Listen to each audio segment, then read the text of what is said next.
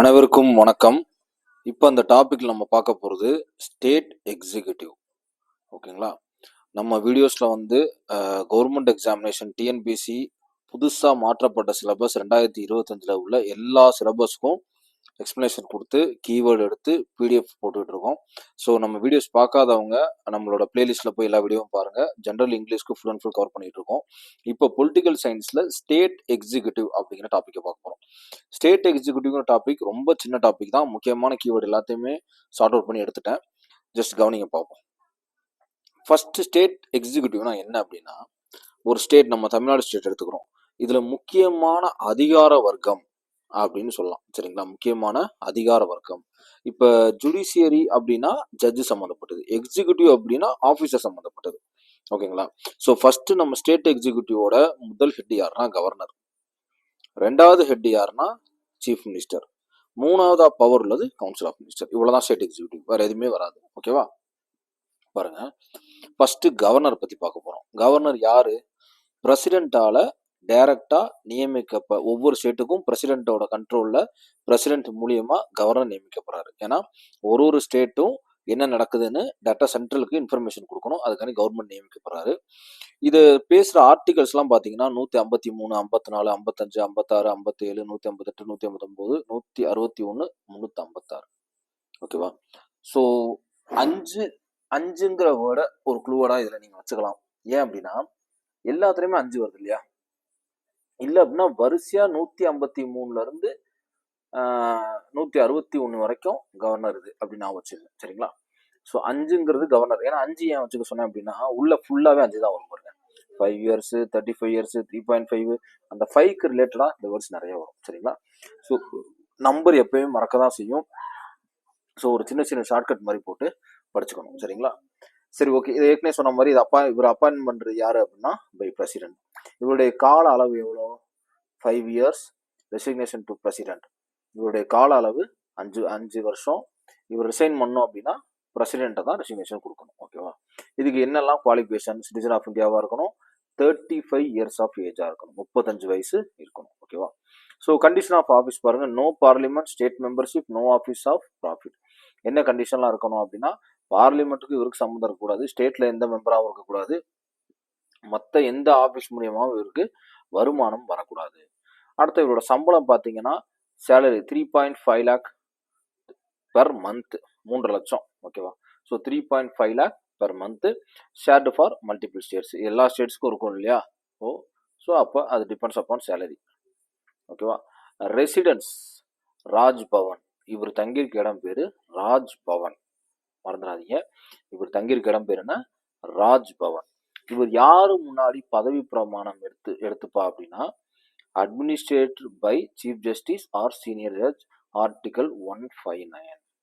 இவர் யார் முன்னாடி அந்த சத்திய பிரமாணம் எடுத்துக்கிறது அப்படின்னா அட்மினிஸ்ட்ரேட்டர் பை சீஃப் ஜஸ்டிஸ். ஏன்னா இவரே ஒரு ஸ்டேட்டுக்கு என்ன கவர்னர் தான். அப்போ இவரோட ஈக்குவலான ஆள் முன்னாடி எடுக்கணும்னா சீஃப் ஜஸ்டிஸ் தான். ஓகேவா? ஓகே. ஆர்டிகல் 159. ஸோ 159 முன்னாடி இவர் என்ன பண்றாரு? இவர் பதவி பிரமாணம் எடுத்துக்க செய்யறாரு. ஓகேவா? அடுத்த இவரோட ஃபங்க்ஷன்ஸ் பாருங்க. இந்த ஸ்டேட்டுக்கும் இவருக்கும் நிறைய சம்பந்தம் இருக்கு, பயங்கரமான ஃபங்க்ஷன்ஸ் நிறைய இருக்கு. ஓகேவா? பாருங்க, இவருடைய ஃபங்க்ஷன் ஃபர்ஸ்ட் என்னென்ன ஏரியாவா பிரிச்சிருக்காங்க. ஃபர்ஸ்ட் எக்ஸிக்யூட்டிவா இவரோட பவர் என்ன? Executive actions in his name. ஸ்டேட்ல எந்த எக்ஸிக்யூட்டிவ் ஆக்ஷன் நடந்தாலும் இவரு பேரை முன் வச்சுதான் நடத்த முடியும். சரிங்களா? ஓகே. ஆனா நமக்கு தெரிஞ்செல்லாம் கவர்னருங்கிறது ஓகே அப்படியே அமைதியா அப்படி இருப்பாருன்னு நினைச்சிட்டு இருப்போம். நாமினேட்டிவ் எக்ஸிக்யூட்டிவ் தான் இவரு. ஆனா பவர் பாருங்க, எவ்வளவு பவர் ரெக்கமெண்ட் போறாங்க. அப்பாயிண்ட்ஸ் யாரெல்லாம் இவர் அப்பாயின்ட் பண்றாரு? அட்வொகேட் ஜெனரலை இவர் தான் அப்பாயின்ட் பண்றாரு 165 படி. ஸ்டேட் எலெக்ஷன் கமிஷனரை இவர் தான் அப்பாயின்ட் பண்றாரு. State public service commission members, நம்ம ஏரியா டிஎன்பிஎஸ்சி மெம்பரே இவர் தான் இது பண்றாரு. யூனிவர்சிட்டி வைஸ் சான்சலரை அப்பாயின்ட் பண்றாரு. சான்சலர் ஆஃப் யூனிவர்சிட்டிஸ் அப்பாயின்ட் பண்றாரு. State administration and legislation details. இவர் தான் என்ன பண்றாரு? அட்மினிஸ்ட்ரேஷனுடைய லெஜிஸ்லேஷன் டீடைல்ஸ் எதையும் கேதர் பண்றது இவர் தான் கேதர் பண்ணி மேல அனுப்பி ஆகணும். அப்ப எத்தனை பேரை இவர் அப்பாயின்ட் பண்றாரு பாருங்க.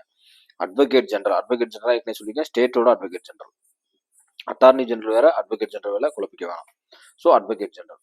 State election commissioner state election commissioner தான். அப்போ ஸ்டேட்டுக்குள்ளே வந்துருது. அப்போ கவர்னர். சென்ட்ரல் கிட்ட வந்தா மட்டும்தான் என்ன செய்யும்? பிரசிடென்ட்ட போற மாதிரி இருக்கும். அப்போ state public commission member, university vice chancellor எல்லாத்தையும் இவர் தான் அப்பாயின்ட் பண்றாரு. ஓகேவா? ஓகே. அடுத்த லெகிஸ்லேட்டிவ்ல இவருக்கு என்னெல்லாம், சட்டமன்றத்தில் இவருக்கு என்னெல்லாம் பவர் இருக்கு? Integrals to state legislature. Integral to அடுத்த summon prorogues dissolves assembly, nominate Anglo-Indian members assembly and 1/6 of the legislative council. Okay. இப்போ என்னன்னா லெகிஸ்லேட்டிவ்ல இவருடைய பவர்லாம் என்னன்னு பாருங்க. Integral to state legislature. இப்போ ஸ்டேட் லெகிஸ்லேச்சர்ல இவரோட இன்வால்மெண்ட்லாம் பாருங்க. அதை சம்மன், அதாவது எப்படின்னா ஸ்டேட் லெகிஸ்லேச்சர் கூட்டவோ இல்லை வந்து தள்ளி வைக்கவோ இல்லை கலைக்கவோ என்ன இருக்கு? இவருக்கு பவர் இருக்கு. ஓகேவா? ஸோ இன்டெகிரல் அதாவது ஒருங்கிணைக்கிறதுக்கும் இவருக்கு பவர் இருக்கு, சம்மன் கொடுத்து வர வைக்கிறதுக்கும் பவர் இருக்கு, தள்ளி போடுறதுக்கும் பவர் இருக்கு, கலைக்கிறதுக்கும் பவர் இருக்கு சட்டமன்றத்தை. ஓகேவா? அடுத்த லெஜிஸ்லேட்டிவோட வேலை என்ன அப்படின்னா nominates Anglo Indian members assembly, நான் என்ன சொல்லியிருக்கேன் இல்லையா, and 1/6 of the legislative council. Anglo Indian அதாவது நம்மளுடைய அசம்பிளி, லெஜிஸ்லேட்டிவ் கவுன்சில் ரெண்டு விஷயம் சொல்லியிருக்கேன். லெஜிஸ்லேட்டிவ் கவுன்சிலில் நம்ம ஏற்கனவே போன டாபிக்ல பார்த்தோம். என்ன பார்த்துருக்கோம்னா லெஜிஸ்லேட்டிவ் கவுன்சிலுக்கு வந்து யாரெல்லாம் மெம்பரு எவ்வளோ என்ன ரேஷியோவில் அனுப்புறாங்க அப்படின்னா அதில் 1/6 ஆஃப் லெஜிஸ்லேட்டிவ் கவுன்சில் இவர் தான் அனுப்புறாரு. ஓகேவா? அடுத்து பார்த்தீங்கன்னா ஆங்கிலோ இந்தியன் மெம்பர்ஸை இவர் தான் நாமினேட் பண்ணுறாரு. Nominate Anglo Indian members assembly and 1/6 of legislative council. அசம்பிளிக்கும் இவர் தான் நாமினேட் பண்ணுறாரு, லெஜிஸ்லேட்டிவ் கவுன்சிலுக்கும் இவர் தான் நாமினேட் பண்ணுறாரு. ஓகேவா? இது இவருக்குரிய லெஜிஸ்லேட்டிவ் பவர்ஸ். ஓகேவா? அடுத்த ஃபினான்ஷியலாக இவருக்கு என்ன பவர் இருக்கு? Financial powers. Present state budget. State பட்ஜெட்டை இவர் முன்னாடி தான் என்ன செய்யணும்? நீங்கள் வழி நடத்தியே ஆகணும். Constitute state finance commission every 5 year. State finance கமிஷனை உருவாக்குறதே இவர் தான் 5 வருஷத்துக்கு ஒரு தடவை. ஓகேவா? Money bill prior recommendation required. இவர்கிட்ட சொல்லாம நம்ம மணி பில் என்ன செய்ய முடியாது? தாக்கலே செய்ய முடியாது. இவர்கிட்ட சொல்லாம நம்ம மணி பில்ல டைரக்டா சட்டசபையில போட முடியாது. ஓகேவா? ஓகே, சொல்லியே ஆகணும் இவர்கிட்ட. அடுத்த ஜுடிஷியல் பவர். நீதித்துறையில இவருக்கு என்னெல்லாம் வந்து பவர் இருக்கு? Grants pardon, reprieve, respite, remission, commutation. Article 161. ஓகேவா? இவருக்கு என்னெல்லாம் இருக்குன்னு பாருங்க. இவருக்கும் நீதித்துறைக்கும் என்னென்ன லிங்க் இருக்கு அப்படின்னா நீதித்துறையில இவர் என்ன செய்யலாம்? தண்டனை குறைப்பு பண்ண வைக்கலாம். தண்டனை குறைப்பு பண்ண வைக்கலாம். எப்படி அப்படின்னா எப்படி சொல்றது? மன்னிக்கிறது. ஃபர்ஸ்ட் கிராண்ட் பாட்டன் அப்படிங்கிறது மன்னிப்பு. ஸோ எந்த ஒரு கேஸுக்காக இருந்தாலும் மன்னிப்பு இவர் கேட்க முடியும். எப்படி சொல்றது? மன்னிப்பு கொடுக்க முடியும். அடுத்த ரிப்ட்ரீவ் அப்படிங்கிறது விலக்கிறது. ரிப்ட்ரீவ்ங்கிறது விலக்களிக்கிறது. இவருக்கு மட்டும் சில விஷயத்துல விலக்கு அளிக்கலாம் அப்படின்னு இவர் நினைச்சா என்ன பண்ண முடியும்? கண்டிப்பா பண்ண முடியும். அதுக்கப்புறம் ஓய்வு. ரெஸ்பைட்னா என்னன்னா ஓய்வு கொடுக்கறது. இப்ப ஓய்வு அல்ல இடைவேளை எது வேணாலும் கொடுக்க முடியும். எதுக்கு? ஜுடிஷியலுக்குள்ள ஜுடிஷியல் ஜட்ஜ்மெண்ட் பவர்ஸ்க்குள்ள யாருக்காவது ஓய்வு கொடுக்கணும் அப்படின்னு நினைச்சாலும் இவர் என்ன செய்ய முடியும்? கொடுக்க முடியும். அடுத்த ரெமிஷன் அப்படிங்கிறது நிவாரணம். நிவாரணம் கொடுக்க சொல்லி இவர் என்ன பண்ணலாம்? சஜஸ்ட் பண்ணலாம்.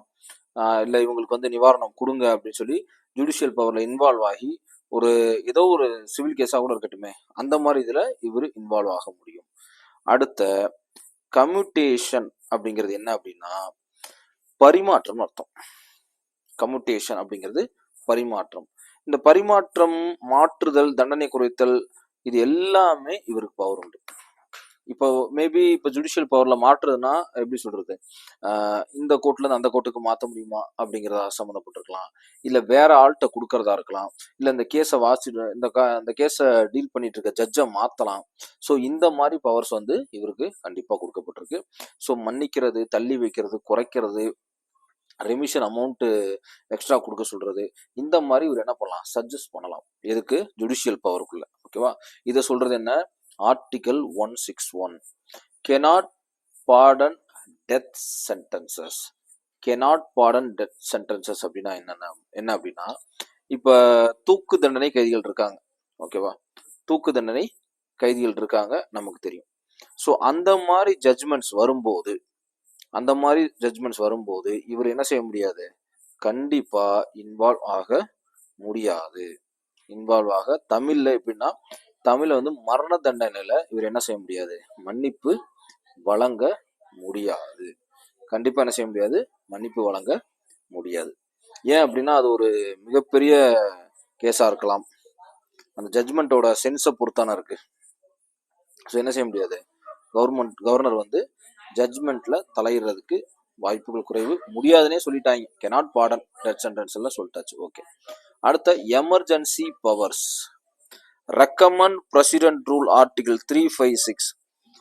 இப்ப தமிழ்நாட்டுல வந்து சட்ட ஒழுங்கு சரியில்லை, சீர்குலைஞ்சுக்கிட்டு இருக்கு, தமிழ்நாடு கண்ட்ரோலா இல்லை, அதனால நீங்க வந்து தமிழ்நாட்டுல எமர்ஜென்சி அறிவிச்சிட்டீங்கன்னா இங்க ஸ்டேட் கவர்மெண்ட்டுக்கு பவர் எல்லாமே என்ன செய்யறோம், போயிடும். பட் ஆனா டேட்டா பிரசிடென்ட் ரூல் இங்க வந்துடும். இதை சொல்ற ஒரு ஆர்டிகல் என்னன்னா 356. இதை சொல்ற ஆர்டிகல் என்ன, 356. ரெக்கமெண்ட் பிரசிடென்ட், நீங்க பிரசிடென்ட் ரூலை இங்க கொண்டாங்க அப்படின்னு என்ன செய்ய முடியும், அவரால் சஜஸ்ட் பண்ண முடியும். அதான் எமர்ஜென்சி பவர்ஸ். அடுத்த சீஃப் மினிஸ்டர்ஸ், சிஎம். நான் ஏற்கனவே சொன்னேன், கவர்னருக்கு அடுத்த பவர்ஃபுல் யாரு, சீஃப் மினிஸ்டர். இவரோட அப்பாயின்மெண்ட் பாருங்க, ஆர்டிகல் 164 பை கவர்னர். உங்க அப்பாயின்ட் பண்றது யாரு, கவர்னர். ஆர்டிகல் 164. மேல வந்து கவர்னருக்கு எது வரைக்கும் இருந்துச்சு, 161 வரைக்கும் இருந்திருக்கு. ஓகே, அடுத்த 164ல இருந்து சீஃப் மினிஸ்டர் ஆரம்பிக்கும். அட்லீஸ்ட் ஒரு எந்த ஏரியால இருந்து எந்த ஏரியாக்குள்ள இருக்குன்னா கூட ஓரளவு என்ன பண்ணிடலாம், இது பண்ணிடலாம். ஓகேவா, எஸ் பண்ண முடியல நம்பர்ஸ். ஓகே, இவர் யாரும் முன்னிலையில இது பண்றாரு, அட்மிஷன் பை கவர்னர் தான். கவர்னர் முன்னாடி இவர் என்ன சொல்றது, சட்டப்பிரமாணம் எடுத்துக்கிறாரு. Term no fixed term, hold office at governor pleasure. Removal recur loss of majority in legislative assembly, salary detain by state legislature. Okay, இப்போ சீஃப் மினிஸ்டரோட என்னன்னா, இப்போ நோ ஃபிக்ஸ்டு டேர்ம் சொல்லியிருக்கிறது என்ன, எலெக்ஷன் வந்து எத்தனை அந்த டேர்ம் படி நடந்துட்டு தான் இருக்கும். இவர் இடையில என்ன செய்ய முடியாது, கலைக்கணும்னு நினைச்சா அப்படின்னா, இவர் ரிமூவ் பண்ணும் அப்படின்னா, loss of majority legislative assembly, நம்பிக்கையில்லா தீர்மானம் கொண்டாந்தா என்ன செய்ய முடியும், ஸோ இந்த ஆட்சியை கலைக்க முடியும். ஓகேவா, இதுக்கு இடைப்படல கவர்னர் என்ன செய்யலாம், நம்பிக்கை ஆட்சி கொண்டாட வர வரைக்கும் கவர்னர் வந்து அதை கொண்டு போகலாம், அது அவரோட இஷ்டம். ஓகேவா, அந்த டேர்ம் முடிகிற வரைக்கும். அடுத்த சேலரி, இவங்க சிஎம்க்கு சேலரி யார் தருது, டிடைன் பை ஸ்டேட் லெஜிஸ்லேச்சர், சட்டமன்றம் தான் தருது. இதை சேலரி யாரு டிடைன் பண்றது, சட்டமன்றம் தான். ஓகேவா, அடுத்த powers and functions. Council of ministers, powers and function. So இப்போ சிஎம்மோட ஒரு அவுட்லைன் பார்த்தாச்சு. அடுத்த powers and function, council of ministers. Council of மினிஸ்டர்ல இவருடைய பவர்ஸ் அண்ட் ஃபங்க்ஷன் பார்க்க போறோம். ஓகேவா, ரெக்கமெண்ட் மினிஸ்ட்ரியல் அப்பாயின்மெண்ட், யார் யாரெல்லாம் நீ மினிஸ்டரா போடணுன்ட்டு இவர் ரெக்கமெண்ட் பண்ணலாம். அலாகேட்ஸ் அண்ட் ரீஷஃபில் போர்ட்ஃபோலியோஸ், என்னென்ன துறை யாரை கொடுக்கணும்னு இவர் சொல்லலாம், சஜஸ்ட் பண்ணலாம். Presides over council of ministers meeting arrange பண்ணி இவர் தான் முன்னிறுத்தி நடத்தணும். Guide and coordinate ministers activities, இவங்க கூட தான் கைட் பண்ணி ஆகணும், இவர் தான் கோஆர்டினேட் பண்ணி கொண்டு போகணும். அட்வைசர்ஸ் டிஸ்மிசல் ஆஃப் மினிஸ்டர்ஸ், மினிஸ்டர்ஸ்க்கு என்ன செய்யலாம், மினிஸ்டர் இப்போ இவங்களை டிஸ்மிஸ் பண்ணிருங்க அப்படின்னு அட்வைஸ் கொடுக்கலாம்.